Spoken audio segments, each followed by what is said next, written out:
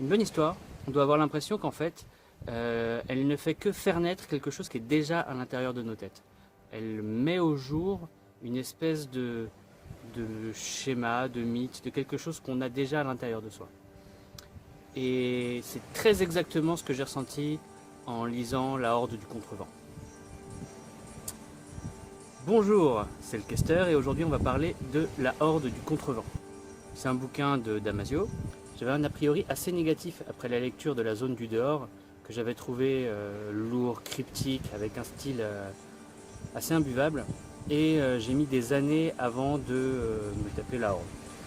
On me l'a conseillé un très grand nombre de fois et il aura fallu que je sois dans un moment où je ne pouvais pas faire autre chose que bouquiner pour que je me résolve à le prendre et à lire. Et c'était une claque magistrale. Il y a à peu près un an, je lisais Gagner la guerre de Jaworski et c'était ma claque magistrale de 2015.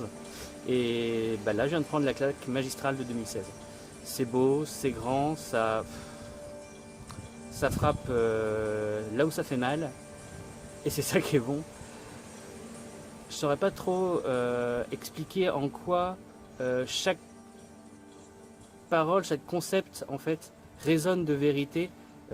C'est presque cru de vérité alors qu'on est dans un univers peut-être un peu fantastique, si clairement fantastique ou clairement SF, mais c'est criant de réel, c'est cru en fait, c'est propre, c'est aussi magnifique et aussi rêche que les rochers qui est derrière moi.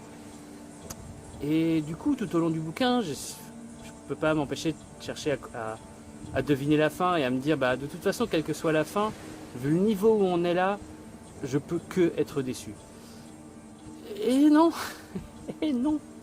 Ce fils de sa mère a réussi à me faire une fin meilleure que ce que j'avais pensé.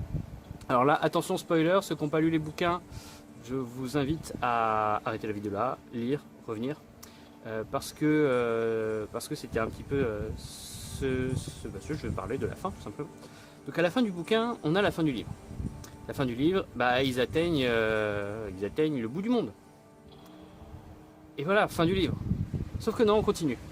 On continue un peu l'histoire pour voir comment ils réagissent. Et en effet, moi ma crainte c'était ils découvrent le bout du monde, fin de l'histoire, on ne sait pas trop ce qui se passe et comment est-ce qu'on peut vivre le fait d'arriver au bout de sa vie, au bout de la quête de sa vie en fait.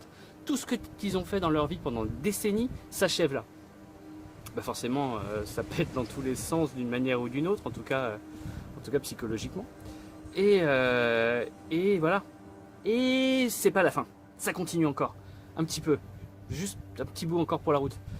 Et donc on arrive à la fin de notre personnage qui finalement est le personnage principal, mais on ne s'en rendait pas forcément compte à tel point on est pris par l'histoire avant.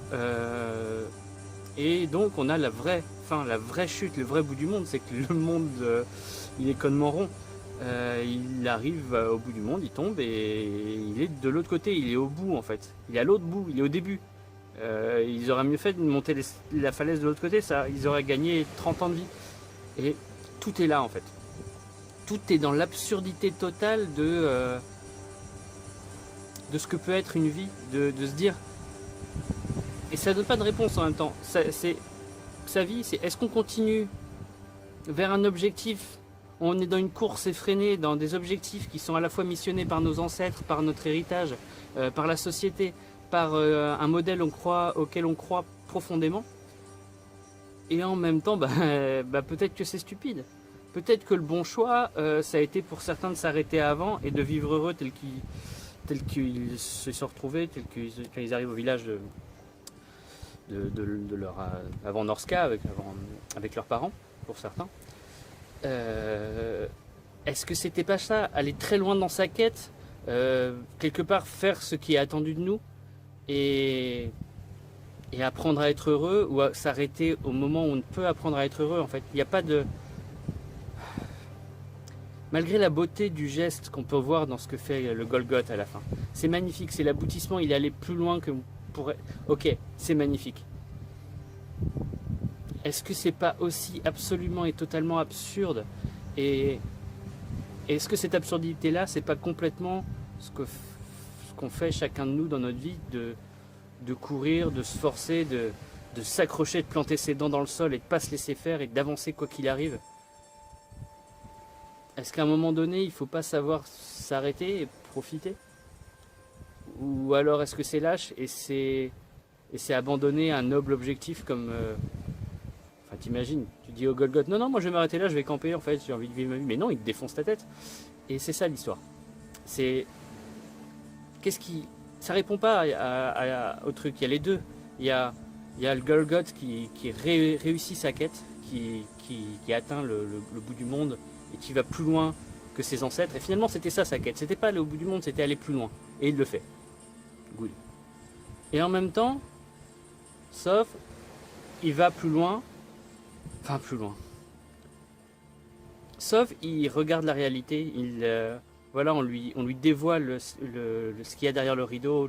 On lui montre l'envers du décor et l'absurdité totale de sa vie. Et ça c'est ce qui fait que c'est bon en fait. Le livre, le style est pas forcément évident, tout ce que vous voulez, ok. C'est super bien écrit, c'est pas simple de se mettre dedans, mais c'est super bien écrit.